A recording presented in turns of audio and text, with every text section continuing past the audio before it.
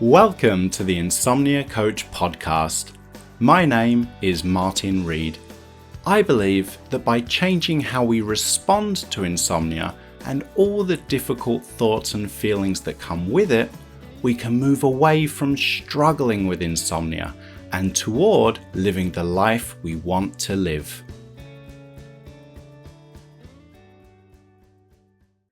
The content of this podcast is provided for informational and educational purposes only.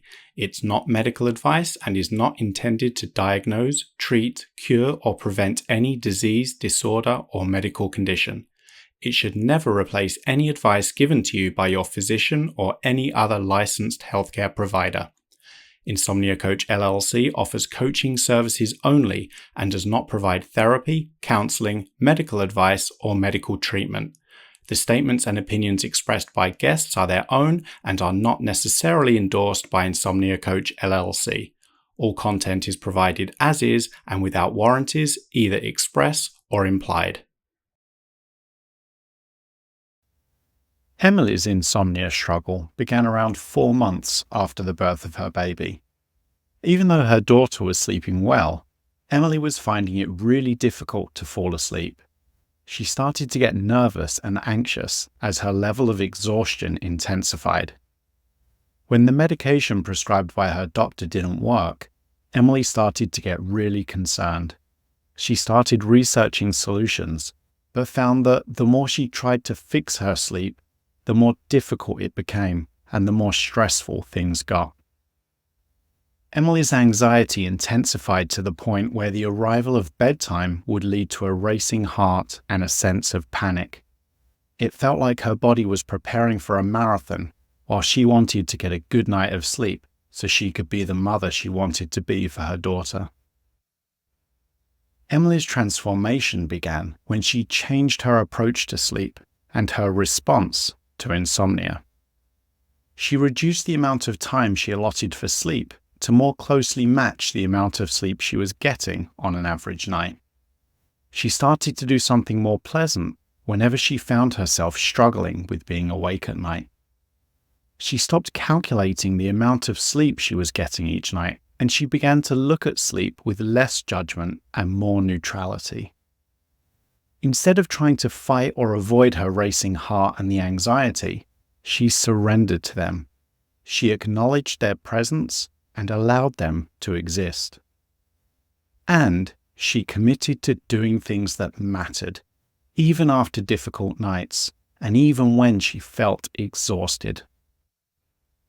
Emily surrendered to whatever might happen each night, and this freed her from the pressure she was putting on herself to generate a certain amount or type of sleep, and allowed her to move away from the struggle that came from trying to control her thoughts and feelings. Today, Emily goes to bed sometime around 11 at night and wakes naturally around 7 in the morning. Sleep is no longer a concern or a focus. Her focus now is on living the life she wants to live. A full transcript of this podcast and an accompanying video can be found at insomniacoach.com/podcast. Okay, so Emily, thank you so much for taking the time out of your day to come onto the podcast. Thanks for having me, Martin. It's great to have you on. Let's start right at the very beginning. When did your struggle with sleep begin, and what do you think caused your initial issues with sleep? I noticed that I started having issues about 4 months postpartum to having my first child. I was always a pretty good sleeper and actually slept probably longer than the average person. And I started noticing that, the sleep disturbances from having a newborn, I think kind of are what triggered the not falling asleep at night because I was on high alert. And that's kind of where it just spiraled downward. So I think people might understand that having a baby is going to create some sleep disruption. And at the same time, they might also acknowledge or predict that as we start to adjust to having a new baby, as the baby starts to sleep a little bit more reliably through the night, that our sleep might get back on track. But I'm assuming that because we're talking, you found that wasn't your experience. Right. Yeah. Um, it's so funny. I remember the exact day, like it was yesterday. I wasn't, to my knowledge, particularly stressed or anything. It was a really nice day, and it was in the fall, and we had taken our daughter to do a little walk in the woods, and just a really nice day. And she was actually sleeping a good chunk of time through the night at this point. And that night, I probably slept 1 hour. I was just could not fall asleep. Next day, I chalked it up to, well, maybe it was something I ate. I just trying to come up with reasons why I couldn't sleep. And then just assumed, well, tonight I'm going to sleep really good. And I'm going to go to bed early because I need to sleep and I need to make up for this. And so I think that night, when I couldn't fall asleep, knowing how exhausted I was, even though my kiddo was asleep in the next room, that's where it started the nervousness around sleep and the anxiousness around sleep really started to perpetuate.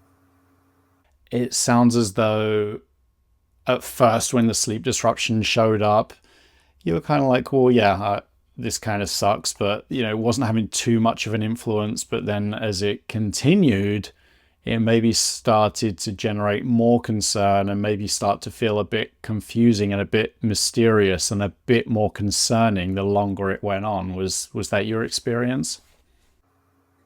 Yes. So, I had never experienced anything like this before. I'd had occasional sleepless nights like anyone, from having to travel the next day or, just the random night. But I really, I went to the doctor and told the doctor that I wasn't sleeping. And the doctor, I was nursing my child at the time. So the doctor gave me something that was safe while nursing. And that really didn't work.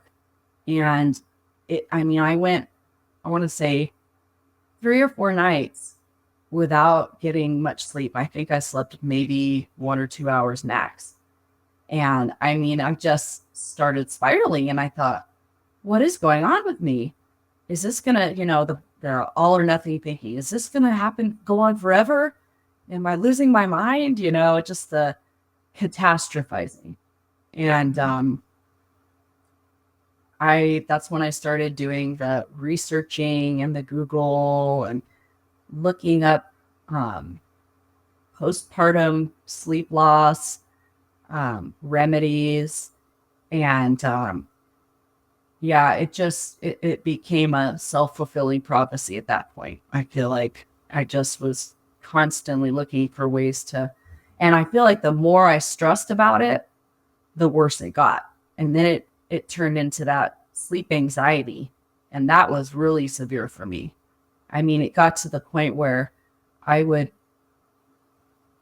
start to be bedtime and I would start getting my heart racing and, nervous, just felt like I was going into a panic attack mode. It was like, okay, I'm about to race a marathon, but it's bedtime.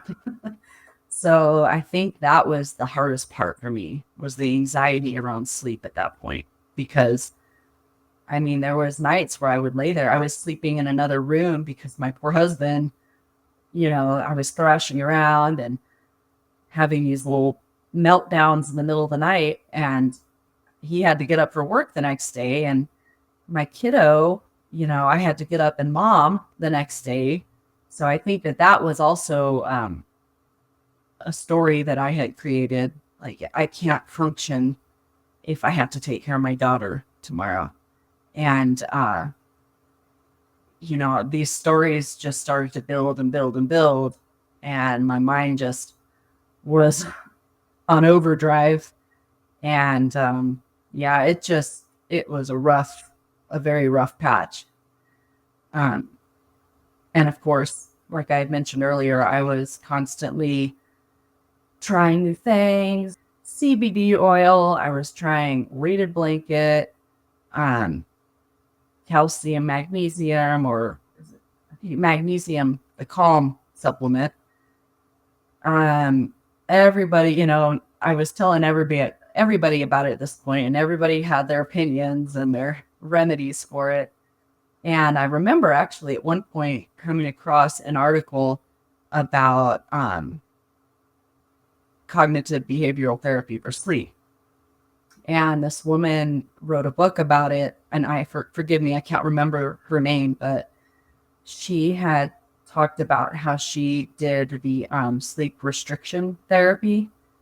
And I was like, no way. That sounded like the most painful thing for me in the moment. I was like, I can't do this with a 4-month-old baby and try to, because I was thinking in extremes. I was thinking we're going to get a 4-hour sleep window here. And, I just wasn't ready. I had to wait 30 years to finally put this into practice.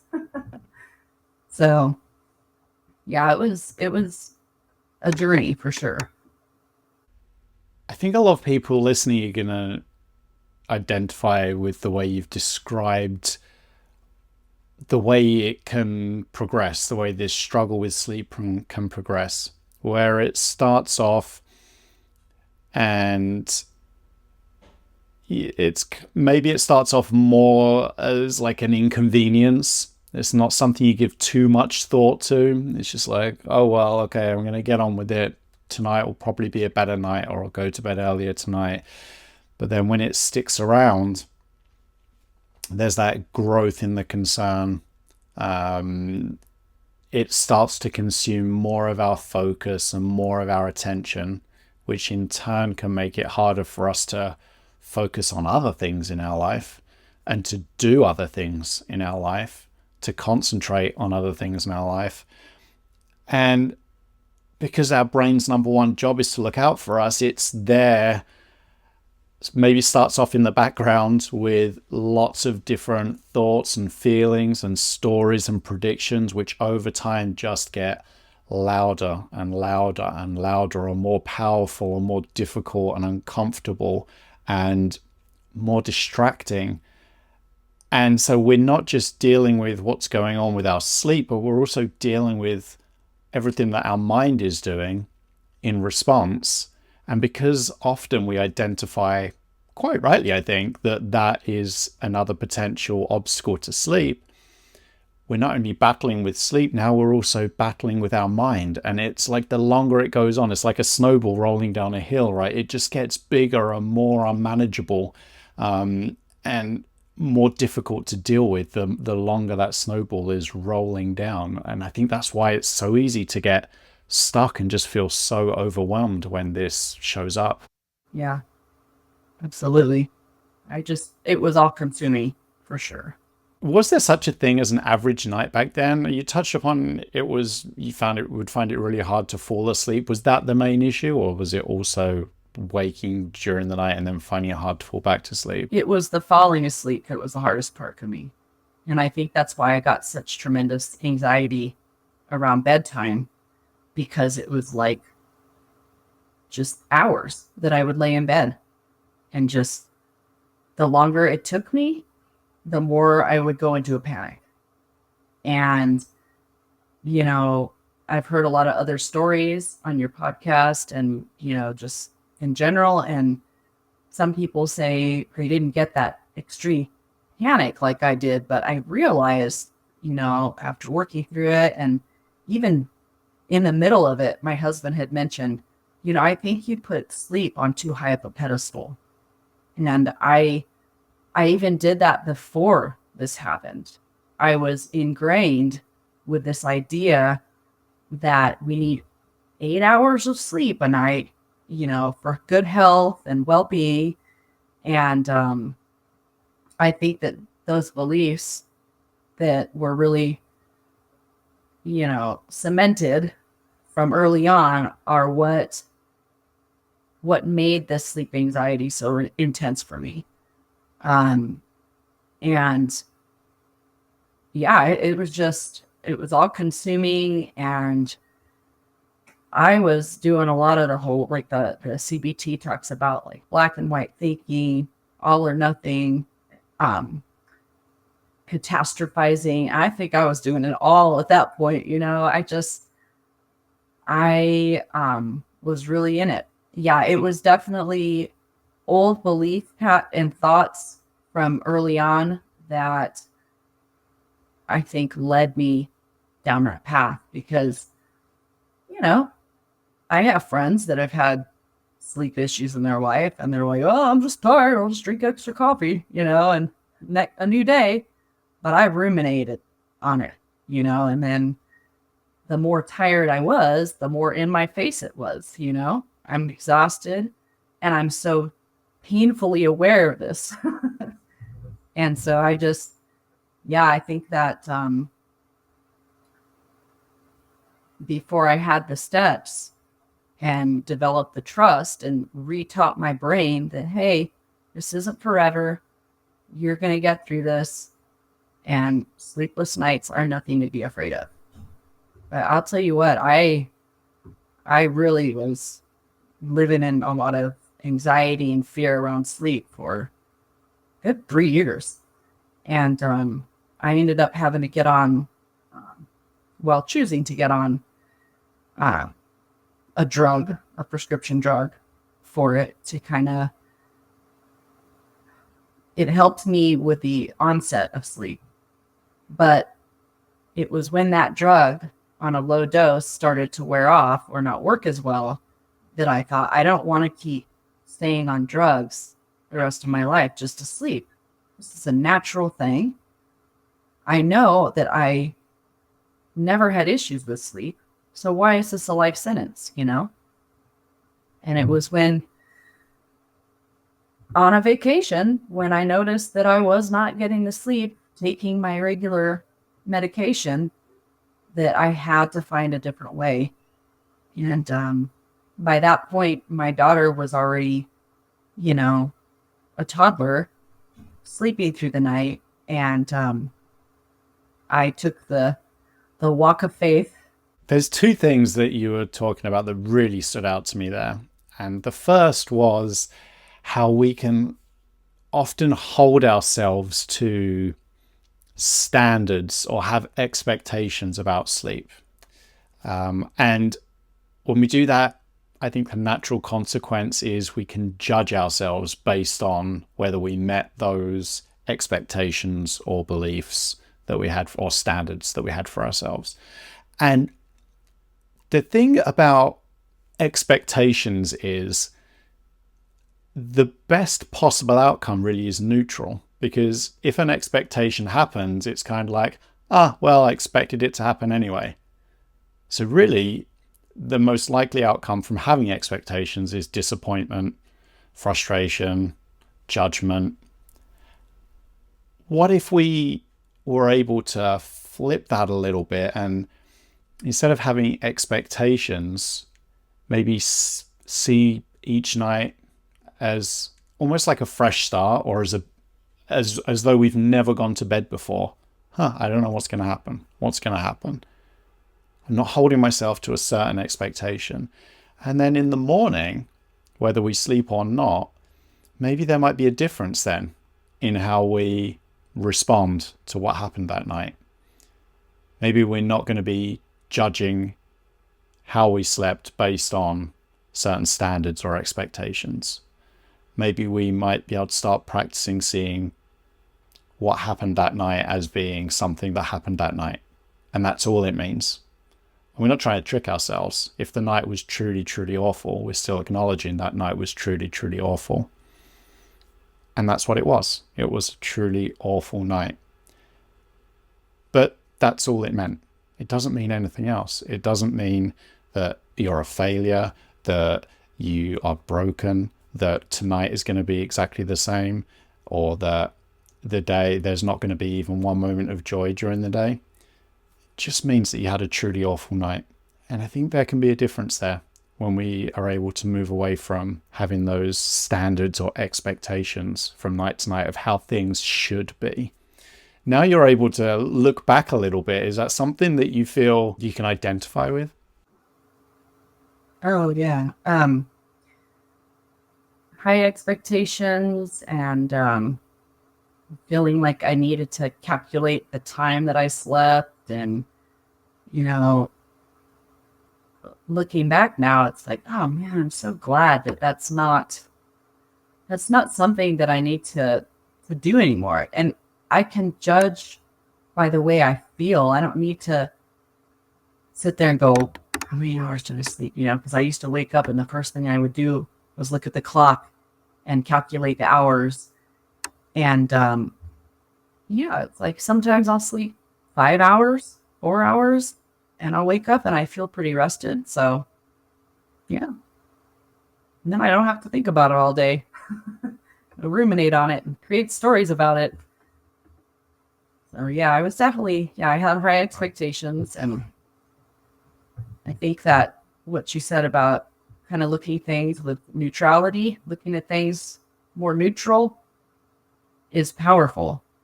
Because when I create a story about something, it makes it bigger than it is. Instead of just saying, oh, or I slept. Instead of I slept this many hours, I slept, Or even the whole, that was a terrible night's sleep. I slept a little. It's interesting how my mind picks up on those little things and kind of holds on to them. It is really interesting how the brain works. It can be so easy to think of our mind as an adversary when it seems to be kind of working against us. But the truth is our brain is always working for us. It's just that to get our attention, the only way it can really do that powerfully is by generating really difficult thoughts and feelings and emotions and stories and predictions to get our attention. And where this can kind of backfire is because they don't feel good, and then we try and fight or avoid them, and then the brain freaks out even more. It's like, hey, I'm trying to look out for you and protect you here. Why are you ignoring me? And so it starts to yell louder and louder, and we try and suppress or fight it even more. And then before we know it, we're completely stuck. What you said about just allowing those thoughts and feelings was something that really helped me work through all of this, because I was constantly looking for solutions to get away from those thoughts and to get away from the heart racing and everything, instead of just kind of surrendering to it and saying, okay, these thoughts are here and it's okay. They're just thoughts. These feelings are here. I can get through them. The more I ran from them, the worse they got. So it's an interesting,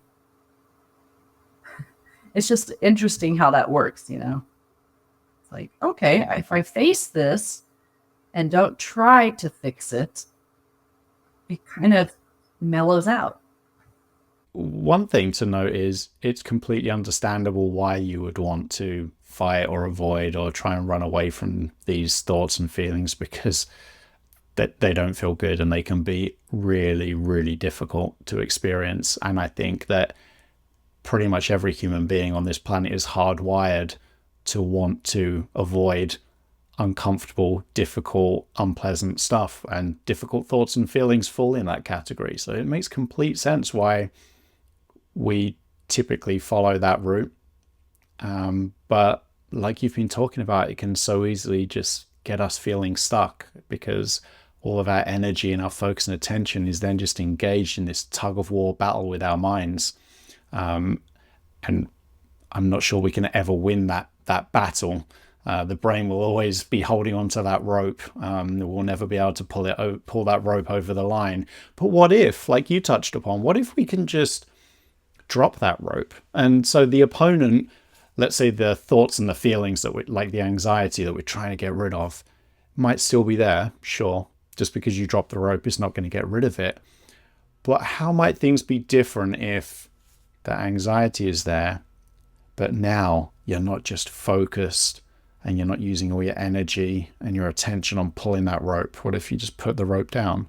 Might that free up some energy and attention for other things in life? Might you be able to notice more of the world around you and open up a little bit more, and maybe be better able to do some of the other stuff that's important to you in life, rather than just everything being on, I've got to win this tug of war battle with my mind. Yeah, that was really comforting, working through your program, when I got to the part where it was like, you know what, just because I had a difficult night of sleep didn't mean that I needed to cancel plans and essentially put my life on hold. And I think just seeing that and putting it to test in my day-to-day life. And, there was days when I started working the program where I was just like dead tired. I was like, I am still going to go for my run. I am still going to go out to dinner with my family. And I mean, it got to a point where it was like, I laugh now because I'm sitting there like just delirious and we're eating and I'm like, I'm a superhero, damn it. I've slept 1 hour and look at me. And it got to where it was like reframing my whole thought around sleep. It was like I was basically growing new neurotransmitters in my brain, or neural pathways. And I think that, that's what started to shift. That's when I started to see the shift. And it wasn't such a panic-inducing thing at night when I couldn't sleep, And then my brain just finally started clicking with all this new information. But that was a big one for me, just learning to still enjoy the moment and live my life fully, even though I thought that I needed to be staying home and resting, yet I was just ruminating and perpetuating the anxiety. I would completely agree with you that, that's superhero stuff there. And I think that anyone experiencing chronic insomnia is a superhero, just to be able to get through each day when they're tangled up in such a really difficult struggle. So I think that's a great word to use. You might be the first person to use the word superhero on the podcast. I think it's a very, very accurate description of anyone struggling with insomnia, whether they're still finding it really difficult or whether they've emerged from it. Doesn't matter. Superheroes, every single one of you. And I like how you described that commitment to engaging in things that were important to you, independently of sleep. How that it sounds like that wasn't easy. It often required a lot of willpower and determination, more superhero powers emerging here, right?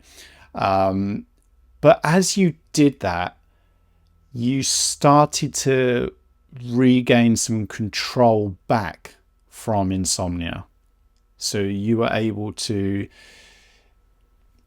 move toward the life you want to live, even while insomnia might have still been present, even when anxiety and fatigue and exhaustion and all that difficult stuff was still present.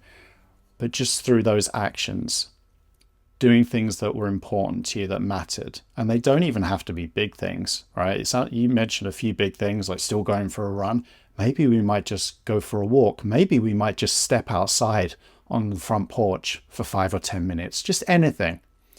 If we can just do something that moves us toward the life we want to live when this difficult stuff is present, it helps us regain some of that control back over our own lives, and it starts to slowly reduce the level of power and influence that sleep and all the difficult stuff that comes with insomnia can have over us. Yeah, it definitely took a while. It took me about 4 or 5 months to finally just, it's so funny. It was just like one night I just went to sleep, and the sleepiness was such a lovely feeling that like laying there on the couch watching TV and I just couldn't even keep my eyes open. I was like, oh, I like this. So I kind of, it was a reassuring feeling because on those nights that were more like particularly rough and I just didn't get as much sleep, I would remember that day, well, that sleepiness is going to set in because you're going to follow your sleep window. You're going to stay in your sleep window. But building that empowerment around sleep and knowing that I'm going to be okay even on the worst days. The worst thing that can happen is I'm just really tired. That was a big one for me. It's been a while, so all these recollections are coming up, but I had forgotten that was a big one for me. It's like I had created so many stories around not getting sleep and being a good mom, and it just went on that I when I realized the worst that can happen has already happened. You're just tired, and that I think was a big one for me to get my mind kind of wrapped around the safety aspect of it. You're still safe. Even though you're not sleeping, you're still safe. You're going to be okay. And I needed that because, that was just the catastrophizing was just ridiculous for me.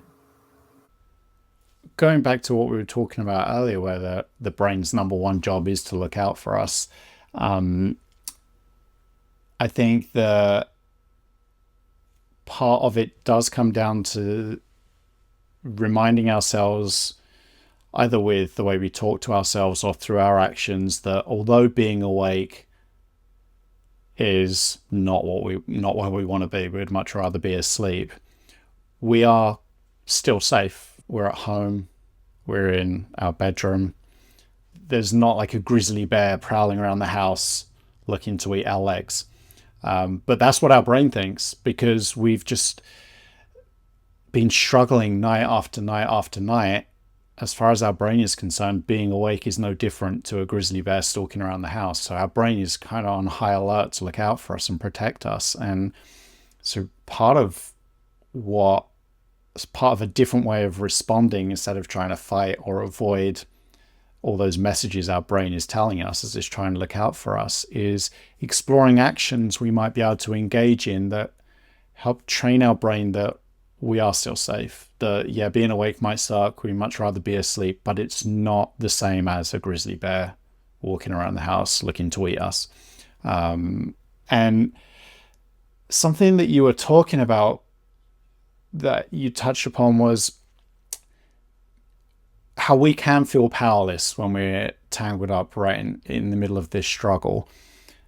But there are things we can do. There are different ways that we can respond that might be worth experimenting with. And as people that regularly listen to this podcast know, my philosophy is always related to moving away from trying to control anything that our experience tells us can't be controlled. So falling asleep in a certain amount of time, getting a certain amount of sleep, getting a certain type of sleep, not experiencing certain thoughts and feelings. All of our attempts to do that are completely understandable. But I think most of us, when we reflect on our own experience, realize that maybe they can help temporarily, but over the longer term, perhaps not. And as we engage in that understandable agenda of trying to control, trying to fight, try and avoid, it becomes so easy to get pulled away from the person we want to be or the person who we are and the life we want to live. We can engage in actions that don't really reflect who we are. One example might be we cancel on our friends, and that's something that goes against our values. Like, we feel really bad for doing that. It sounds like for you, like medication even was something that you didn't really want to do, but you found yourself getting drawn into it. And, that's not to say that medication is a bad thing. It just depends on what someone's individual values are. Some people are very comfortable taking medication, and that's perfectly okay, of course. But some people find that they kind of get pulled into this route of medication or supplements or, I don't know, weighted blankets, anything, as they just try to control sleep, fix sleep. And it's so easy to end up to pull us into actions that don't reflect who we are. It's like a magnet, right? It's pulling us away from the life we want to live the more we're struggling with it. Yeah, that control aspect was a big one for me. When I started this journey into recovery, a big mantra for me was surrender. And I would, at night, just say to myself, I surrender to whatever happens tonight. If I'm supposed to sleep, I'm going to sleep. If I'm supposed to get up 5 times, I'm going to get up 5 times. And I just really practiced letting go of that control. And I really think that once I surrendered to the tools of this program, that's when I started seeing real changes. And, I've had setbacks, but I just am like, okay, time to start back up with these tools again, and it's okay. And I don't freak out like I used to, because I know there's a workable solution, and I don't need to make it bigger than it is.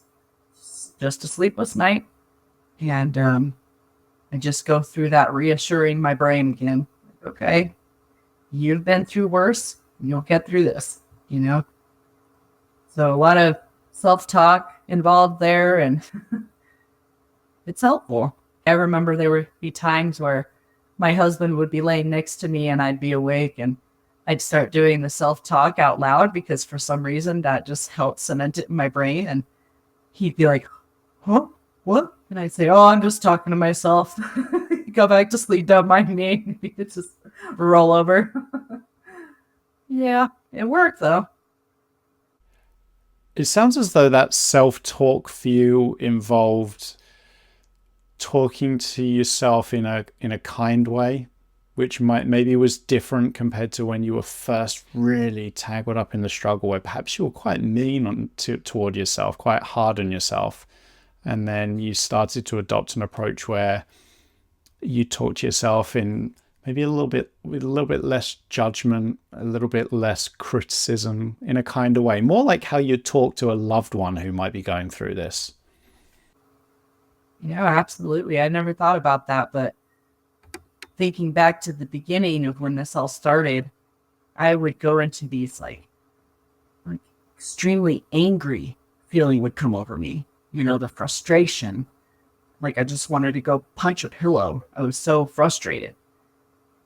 And then it just became more of a accepting, gentle approach.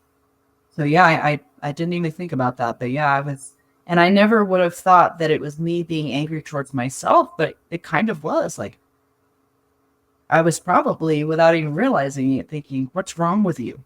Why can't you sleep? Instead of just saying, okay, this is happening. It's not your fault. And I just never thought of that. I hope I didn't put words into your mouth there. It's just the impression that I got as you were describing it. Often when we are able to look back and we reflect on how helpful self-talk was, it tends to be because we're talking to ourselves in a kinder way. If we feel that self-talk isn't really helping us, maybe that means or implies that we might be talking to ourselves a little bit more harshly, a little bit less compassionately. So yeah, I was just keen to hear if that was your experience, but I hope I didn't unintentionally put words into your mouth there. Nope.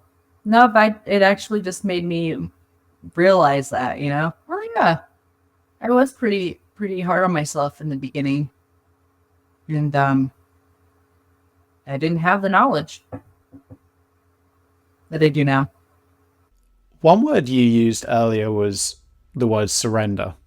And sometimes I think that can come with some negative connotations, like it means giving up, being okay with insomnia, being okay with anxiety. And it makes sense that a lot of people listening will be like, no, I'm not okay with that. I cannot surrender to this. I just do not want to accept this. Does this mean giving up? Does this mean that I just have to be willing to experience this insomnia forever with no change, and be happy to have anxiety forever with no change?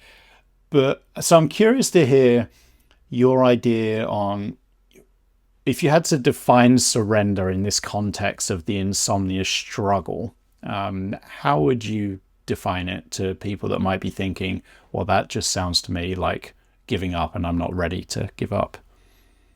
Well, one thing I have to say is I was following a plan. So it wasn't like I was in the thick of my insomnia, just hanging on by a thread with no guidance. I had the structured plan, but I had to trust, because it wasn't an overnight fix, obviously. It took time, and it took trust. It took surrender to the outcome. I wasn't giving up. I was still following this, but I was surrendering to whatever happened, because like you said, dropping the rope felt a whole lot better in this struggle all the time and trying to fight it and fight it. And that's what made it so bad in the first place. Constantly fighting against the sleepless night, constantly searching for ways to not feel the way I was feeling, constantly searching for ways to, running away instead of walking through it. So I feel like that surrender was kind of a saving grace for me. Like it brought peace to me to say, you know what? I am done fighting. I'm going to do what I'm supposed to do and trust what the outcome's going to be.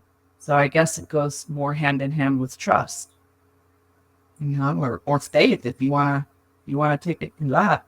I'm myself a spiritual person. I know not everyone is, but for me, it was a lot to do with faith and trust.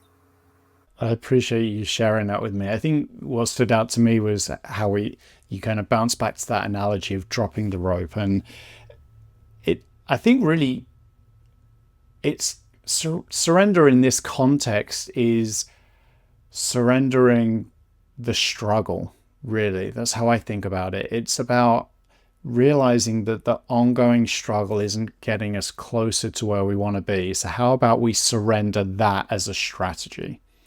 And we look to explore some different strategies. It's just so important to emphasize that surrender isn't just about being okay with experiencing this. It's not about just completely giving up and just saying, okay, I have to be comfortable with having insomnia for the rest of my life. It's just about giving up whatever's not working and looking to explore and maybe practice a different approach. That's how I would define it, but especially just hearing your description of it. I kind of asked you that question without knowing how I would answer it, so I put you kind of on the hot seat there. But I think that this was maybe a helpful discussion for people listening, as to what we mean really when we're talking about surrendering to this difficult stuff. Yeah. No, it's good to clarify, because I do know that some people could misinterpret surrender as defeat or giving up. But to me, it would, like what you said, I'm going to drop all this striving that I'm doing and all this stuff that doesn't work. And I'm going to trust that there's a new way to do this. Even though I haven't seen it work yet, I'm just going to trust, So I guess that's what surrender for that meant for me. Just, okay, I'm just done. I'm done trying all this stuff. I'm done laying here, tossing and turning. I'm done staying home because I'm tired, because I think this is what I need to do. I'm just gonna do what somebody else is telling me to do and trust it's gonna work out, So, and not even telling me what to do, suggesting. On that note, what you've already touched upon a couple of them already, but what kind of changes did you make to your approach? So you mentioned you were struggling with this, trying all different things for, I think you said, about 3 years. Then you adopted this new approach, this new plan of action. Now you're able to look back. What changes did you make to your approach or your response to difficult nights or your response to anxiety that you feel were most helpful, that were most valuable to you? I think now in the beginning, it was a little rough, but I started the sleep journal, and I started sleep window, and I made a reasonable sleep window for myself. And I just stuck with it. I said, if I'm laying here for more than 15 minutes in the tailspin, or, I'm having anxiety, I just got to get out of bed. And at first, I wasn't doing things that I really enjoyed. It was more like journaling or sitting in a corner of the room. And I realized after listening to one of your podcasts that this can be a little more pleasurable. I can give my brain more of a good memory of what happens when I get out of bed, instead of like, I don't look forward to this. So I know it's not the best solution for everybody, but I had a chick flick that I put on the TV ready to go. I put the dim light in the living room, almost kind of anticipating that it might happen. So I lowered my expectations. And I would get up and I would cozy up on the couch and just watch this kind of easy breezy TV, nothing heavy, And there were times where it was like, okay, my eyes were heavy, go lay back down. I would lay back down even though I had the really sleepy feeling, and that anxiety would kick in. So it was, it was challenging at first. It wasn't, even though I was sleepy, I was still getting like that almost PTSD in a way, because my brain was still used to bed being a struggle, or bed equating to fight or flight. So it took a long time to kind of retrain my brain that bed was a peaceful place. But that helped me, having a sleep window, getting out of bed when I was anxious, making it a good, enjoyable environment was key for me, because I didn't want to get out of bed, especially in winter, and go sit somewhere quiet. Like, this is depressing. It's lonely, One thing that you touched on that really helped me was when you had said that when our body knows that we need that restorative sleep, it automatically puts us into a deep sleep to make up for a sleep loss. And that really was reassuring for me, because I was like, oh, I haven't had my REM sleep and I haven't had my deep sleep, and I'm not getting, my neurons aren't firing together, that kind of a thing. I just had a lot of fear around that. And I remember that was mentioned in an interview or somewhere you had talked to somebody about that I heard. And I was like, that's so good to know that our bodies know how to give us the rest we need, when we haven't had it in a while. So that was big for me. Trying to remember the other things. It's funny, it feels like so long ago now. Making myself do things during the day that were fulfilling. That was a big one too. It's just, you know what? I'm going to make the most of this day, even though I'm exhausted. I'm going to make the most of this day. And that was a big one for me because it taught my brain that life is still good when you're tired. And, you know, it's not, I really did in the beginning. I thought my life is being ruined here. This is messing up my joy, my livelihood. And that, once again, was an unhelpful way of thinking. I think the biggest benefit of a sleep window is it's one of those things that can start us moving away from chasing after sleep. So we're less likely to start going to bed earlier, staying in bed later in an effort to make more sleep happen. I'm starting to suspect that that's really one of the biggest benefits to having an earliest bedtime and a reasonably consistent out of bedtime in the morning, is it just helps us move away a little bit from that control agenda. And doing something a little bit more pleasant whenever being awake at night gets really difficult. That can be so helpful. And you touched upon how it's like you're training your brain that it's possible to have a better experience of being awake. You started off by maybe this has to be boring and miserable in order to create the good conditions for sleep. Again, which is one of those remnants of of the control agenda, right? Which again is understandable. We often get drawn back into it multiple times. But really, all we're looking to do is move away from that struggle. Not struggling quite so much with being awake at night every single night. And one way we can do that is to just engage in an alternative activity. It doesn't really matter what it is, because our goal isn't to make sleep happen. We're not trying to make sleep happen.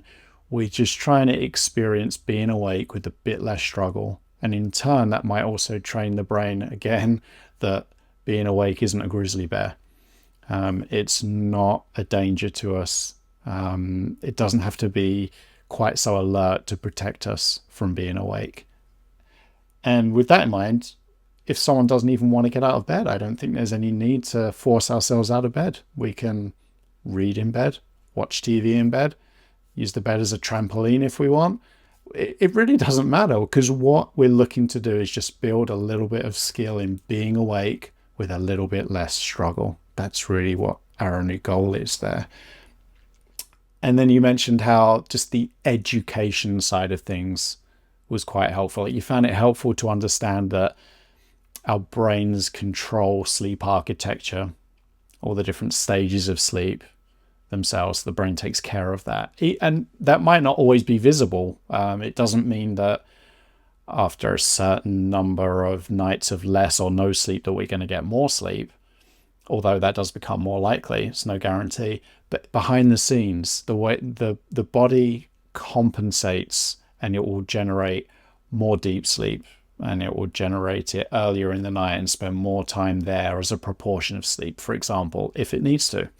And the same with all the other sleep stages. And just knowing that is, I think, another thing that can help us move away from that control agenda, from trying to make a certain amount or certain type of sleep happen, because it is something that the brain can and wants to take care of by itself. So would you say that that was a reasonable summary of the things that you found helpful? Yeah, I'd say. I think just listening, I also did quite a bit of listening to your podcast when I was doing this program. It was kind of a reassurance for me. So, when I went on walks or jogs, I was listening to your interviews and hearing different perspectives and how many people had gone through to the other side. It was a driving force for me. It was inspiring, and it also just kept me pushing. It kept me going. So that was extremely helpful. So I just kind of just went in full force. I did the program. I listened to the interviews, and just, just changed the way I was doing things, like 100%. And it was so nice to learn. I mean, there's just so much knowledge that I gained from listening to all these different stories. And it just taught me so much about sleep that I didn't know, and about the habits, the kind of thought patterns that we get stuck in, and um, the way that I was thinking that wasn't helpful, you know? So I realized, okay, we could try a new approach here, and things will change, and it's okay if it's not right away. But I look back now, I mean, when I was starting to feel more confident around sleep, and when I noticed that things were shifting, I was still having little things that were triggering for me or causing anxiety. Or if I went out with a group of friends and it was getting late, I would start getting that anxiety.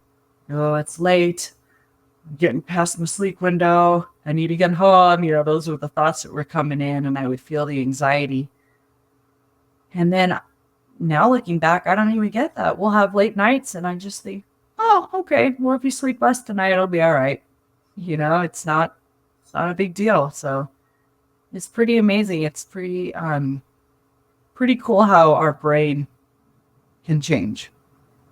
Yeah, I completely agree. And sometimes it can feel as though change isn't possible, but I think change is impossible. Change is always happening all around us. But it's so easy to feel stuck and to feel that things can't change, but things can change. And this is one reason why I'm so grateful for people like yourself coming onto the podcast to share your experience, because as you found yourself, it can be so helpful to listen to other people's stories, to realize that you're not alone, that this isn't a situation or an experience that you are going through alone.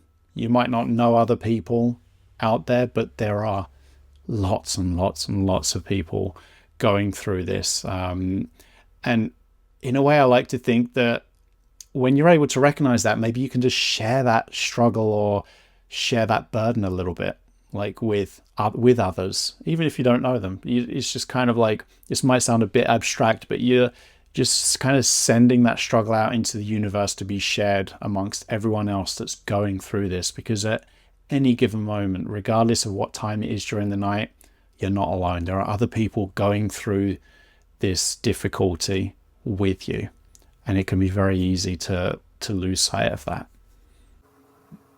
Yeah, it's a very lonely condition to be in. That was, I think, that one of the most challenging parts about it is you're in the middle of the night. Who do you talk to? You know? And so it was just like a breath of fresh air hearing these stories, and knowing that I wasn't going through this alone. And it was very, it was a blessing for me. I'm so grateful that you do this work and that you share it with everyone, you know. And I just found you one night in desperation. I'm like, oh my gosh, there's other people who are telling my story right now. So, because, you know, when I talk to people in my day-to-day life, my friends and family, they were scratching their head, you know, or they were offering me the same old stuff that the sleep doctor recommended me, or I don't even want to say sleep doctor, but, you know, all the things, the typical things that they tell you to do. Oh, dim lights, no screen time. It's like, yeah, I'm well aware of this. How long would you say that it took for you to get to that point where you felt that you weren't just constantly engaged in that tug of war battle, that struggle with sleep and all the thoughts and feelings that come with it? You know, when you felt, yeah, I feel like this is behind me now. Like this isn't having much power and influence over my life anymore. I'm in charge of my life now. I'd say when I really felt confident and less focused on it, I guess, was probably around 5 months. It took me a while, because it was pretty intense for quite a while. And I also weaned off the medication to do the program. Or, well, no, actually, I think I was weaning off of it as I was implementing all the tools. So yeah, it took me a while to start to feel that way. I'd say around 5 months, and then within about a year, I mean, I remember thinking, wow, I haven't really thought about sleep in a while. This is nice. And I did for a long time though. I stuck with a sleep window. Now I don't really have a sleep window.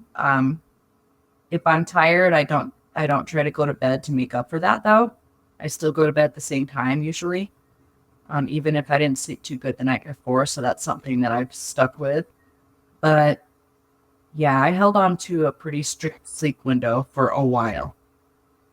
And over those months, was it just constant improvement, or were there lots of ups and downs and setbacks along the way?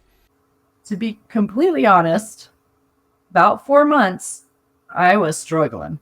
There were nights where I slept a couple hours, and I just said, nope, I'm already this far in. I'm going to keep going.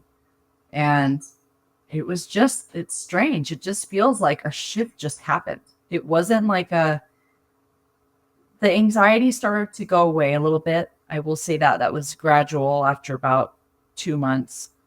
And then once that anxiety started to lower, then, I was still having sleepless nights. But I remember it's weird. I just had a full night's sleep one night. And I was like, okay. And I was getting more and more, I was starting to feel that sleepiness. And it's just my brain I don't know, it just shifted. So I know everybody's different, but for me, it was just a gradual improvements, but it took a while. Yeah. And I like to ask this because I think it is helpful to realize this isn't really a quick fix. It often takes time and ongoing practice. And part of progress is setbacks and the return of some struggle. That is inevitable. I don't think I've come across anyone who has not experienced setbacks, the return of some struggle, the return of difficult nights, the return of the difficult thoughts and feelings. That's always going to happen. It's part of progress. What matters is how we respond. And noticing and being aware of how we're responding can be so helpful too. Because it doesn't matter if we find ourselves that we've been drawn right back into the struggle and we feel back to square one. It's never too late to pause, notice this has happened, be kind to yourself because it's understandable why it happened. It's not your fault that you've been drawn back into the struggle, and to just refocus attention on an alternative way, the way that you want to be moving forward, and to just re-engage in that direction. That really is what matters, is how we respond to this, the return of some struggle or the return of all this difficult stuff. That dictates whether we continue to move closer to where we want to be or whether we get pulled back into that old struggle all over again. Yeah, I mean, the way I think of it is I've had these thought patterns for years, so I have to keep strengthening the new ones. So, if I start going back into those old channels or neural pathways, I've got to go back into the fainter ones and keep digging them, making them thicker and wider and stronger, because it's just practice, and awareness is a big one for me. Being aware of what I'm thinking, how I'm responding. And when I was listening to all of your podcasts, it was, I'm grateful that I heard a lot of people saying that they had experienced setbacks, because then when it was my turn, I was like, okay, this is normal. This, that recovery is not linear.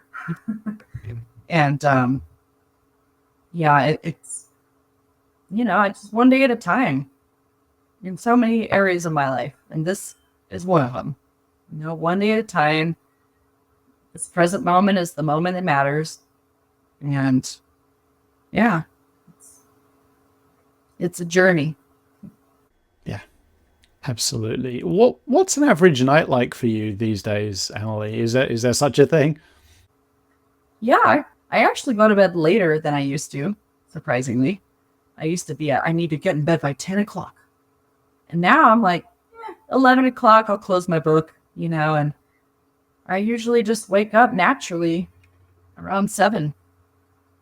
Just hearing the difference in the way you describe how a night goes, you can just tell that it's just your relationship with it, the way you reflect on it is completely different now. It's just effortless. There's less attachment to it. It's just kind of like, yeah, well, now I generally go to bed a bit later. I'll be reading a book and I'll wake up naturally around about 7 o'clock. And that's all there is to it. Whereas in the past it would be, well, I will go to bed at this time after doing X, Y, Z, and there's so much more analysis and attachment to what it all means compared to how you describe it now. And just maybe you used a dozen words there to describe an average night. It's such a shift.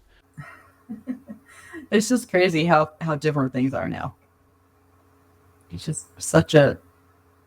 I'm just so grateful. So grateful that I don't have to worry about that like I used to. And I take nights that are less sleep as they come, and okay. So that wasn't fun, but new day. I like to use the word transformation because I think it is a transformation. It's a transformation in your relationship with sleep. And because there's a transformation in your relationship with sleep and the level of power and influence it has over your life, there's often a transformation just in your life too. It just becomes so much easier to do the things that matter to you and to be the person you want to be. So I think that maybe transformation is a word that's overused, but in this case, I don't think it is. I truly believe that everyone that comes onto this podcast, what they're sharing is transformation. So I'm really grateful for you coming on. I've got one question for you though, just to wrap things up, Emily. And it's this: if someone with chronic insomnia is listening and they feel that they've tried everything, that they are beyond help, that they will never be able to stop struggling with insomnia, what would you tell them? I'd say no matter how hard you're struggling or how hard things are getting, there's a way out. I'm living proof. I went through a long battle with this and I thought it would never get better. And look, just don't give up on yourself. Keep trying.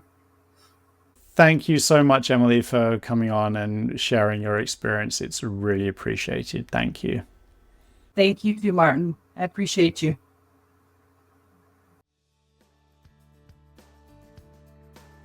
Thanks for listening to the Insomnia Coach podcast. If you're ready to get your life back from insomnia, I would love to help. You can learn more about the sleep coaching programs I offer at insomniacoach.com. And if you have any questions, my email address is hello@insomniacoach.com. I hope you enjoyed this episode of the Insomnia Coach podcast. I'm Martin Reed. And as always, I'd like to leave you with this important reminder. You are not alone, and you can sleep.